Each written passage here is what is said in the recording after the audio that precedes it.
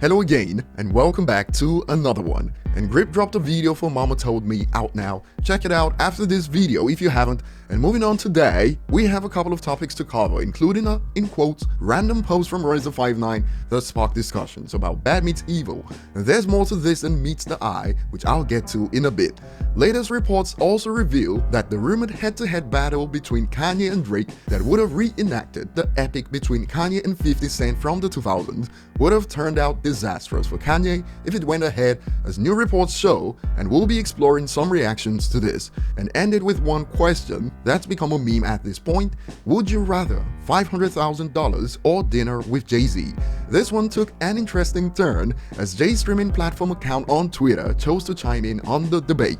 And before we dive into the details, if you enjoy content like this, don't forget to hit the like button, subscribe to the channel if you're new, and find me on social media at ETLifestyle_web. So we'll get Kanye and Drake's story out of the way first, and according to initial reports before Donda dropped, Kanye wanted to go head-to-head with Drake like he did against 50 in the past. And this theory was further supported when Kanye made it known that Universal released the album without his knowledge on Sunday, 29th of August. And based on latest reports, if this was indeed true, then Universal made the right decision, and hip-hop outlets wasted no time.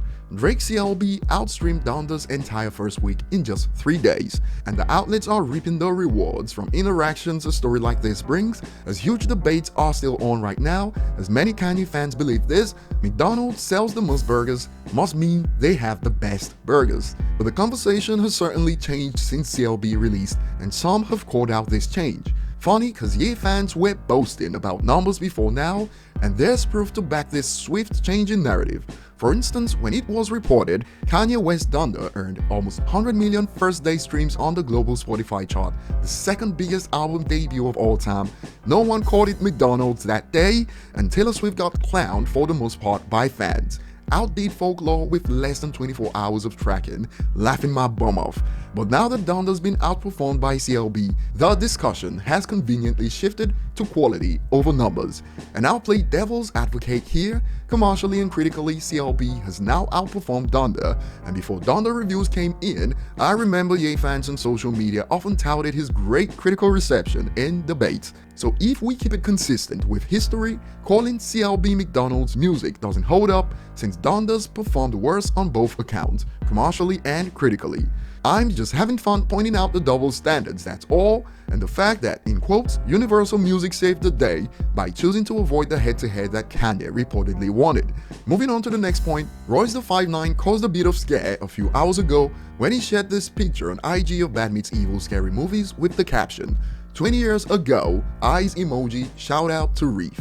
Now there's something off about this, but before we get to that, here's the shocker that initially followed the post. Bruh, I thought, and another adds, when I saw this, I thought for a sec it was something new. How could you do that to me?